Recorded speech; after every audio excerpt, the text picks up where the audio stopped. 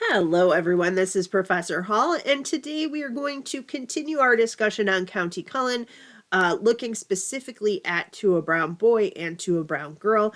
If you are viewing this just online, I highly recommend watching part one, where I talk a little bit more about Cullen's life. We look at one of his other poems, and we talk about some of the things that he was trying to do as a poet and as an author. I just love this picture also of him with the kids because when you read the poems, you're like, oh, what he's encouraging younger people to do is kind of interesting. So let's look at it.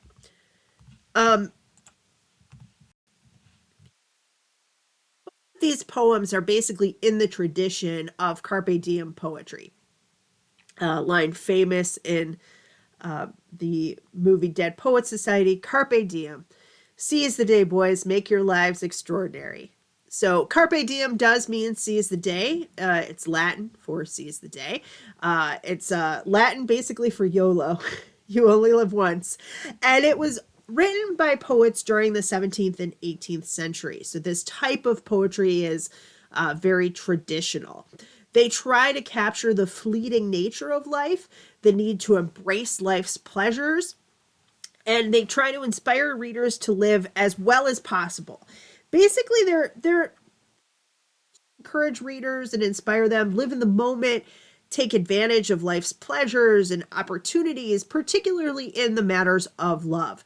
So, we get a little racy here, even though it's older poetry, and I think it's funny because it can kind of be read either way in terms of this poem, To the Virgins to Make Much of Time by Robert Herrick. Now, virgins can mean just young ladies, in particular, young people, but it could also just be virgins, people who have not yet had sexual intercourse, right?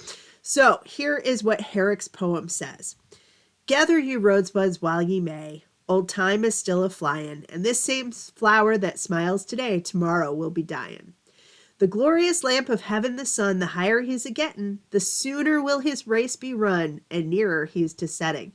The age is best, which is the first, when youth and blood are warmer, but being spent the worse and worst, times succeed the former. Then be not coy, but use your time, and while you may go marry, for having lost but once your prime, you may forever tarry. So, at the time, some people are like, oh, it's just a poem about how young people should seize the day and go and marry, and then they can be together.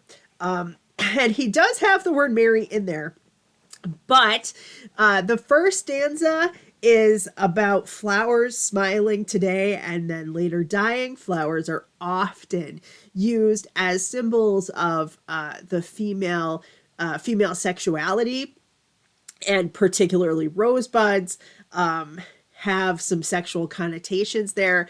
And the lamp of heaven, the sun, rises and then he's going to be setting. So the day is almost out. Your life could be over sooner than you know it.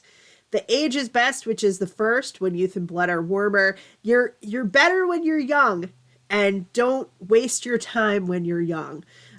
You should do things now while you can.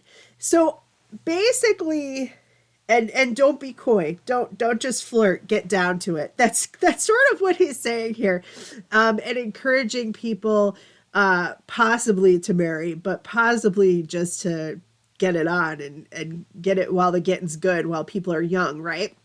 So I wanted to present this poem to you first before we look at Cullen's poems, because this is the exact kind of thing, kind of tradition that he is writing in. He's basically writing an updated version of this type of poetry using the vernacular at the time, the diction at the time, and also using images from Harlem and from the Black culture that he lives in.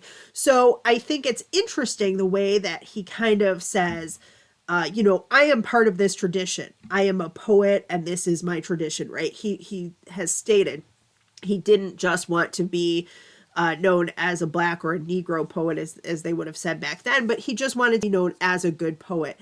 So this is kind of what he's doing to reclaim this type of literature and this type of poetry. So here we go, To a Brown Boy. That brown girl's swagger gives a twitch to beauty like a queen. Lad, never damn your body's itch when loveliness is seen. For there is ample room pride in clean brown limbs, and lips know better how to kiss than how to raise white hymns. And when your body's death gives birth to soil for spring to crown, men will not ask if that rare earth was white flesh once or brown. So, I don't want to completely give away everything in the poem because I do want you to talk about it if you're in my classes. But you can kind of see, again, same as Herrick's poem, A, B rhyme, twitch, queen, itch, scene, right? So we're keeping that traditional form. But we have some different imagery of a girl swaggering and giving a twitch and being beautiful, and a boy whose body starts itching once he sees her, and he's like, yeah, there's room for bliss, there's room for lovemaking, there's room for go out and kiss that girl. And a real rejection here of religion, and kind of also religion being, in this view, the religion specifically of white people, right? That you know better how to kiss than to sing hymns that white people wrote. This is what your body was made for. And when you die, nobody's going to ask what color you were, right? That in the end, we're all buried in the ground, and it's all the same. So don't live by white people's standards, basically. Go out and seize the day and kiss that girl. That's basically what he's saying here. When we get into To a Brown Girl, it's very similar. This is kind of the companion piece for Roberta. What if his glance is bold and free, his mouth the lash of whips? So should the eyes of lovers be, and so a lover's lips. What if no puritanic strain confines him to the nice? He will not pass this way again, nor hunger for you twice. Since in the end consort together, Magdalene and Mary, youth is the time for careless weather. Later, lass, be wary. So here, very similar messaging, right? Who cares if he is staring at you a little too boldly? Who cares if he's kind of being a little too flirtatious with the tongue? That's how lovers should be. Again, the idea that puritanic strain, kind of like the white hymns, right? There is no puritanism in here. It doesn't confine him. He is something different, and he's not going to pass this way again, so you better go kiss him now, right? Consort together. The idea of Magdalene and Mary, again, another biblical allusion, Mary Magdalene, and I think here we're referring to Mary, the mother of God. Magdalene was thought to possibly be a prostitute, but she is someone who, in the Bible, Jesus saves from demons that were plaguing her, and an illness that had come upon her because of that.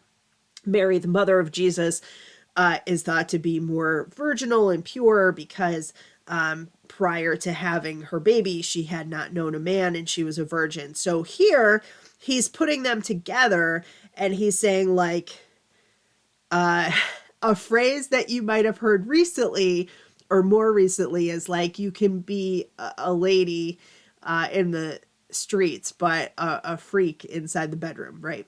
I won't say the phrase exactly because I'll sound silly saying it, but that's kind of what he's saying there. Youth is the time to be careless. Be wary and cautious later. Maybe when you're ready to settle down, that's the time when you can, be cautious. Right now, there's a boy glancing at you and flirting with you, and you might as well take him up on his offer. That's kind of what he's saying. So I think, again, that it's kind of interesting, though, that here we see really traditional kinds of phrasing. So should the eyes of lovers be, and so a lover's lips. It sounds more like a Shakespearean poem, right? It sounds more classic, but being educated at NYU, going to Harvard, those are the poems that he would have read. Those are the things that would have really influenced him.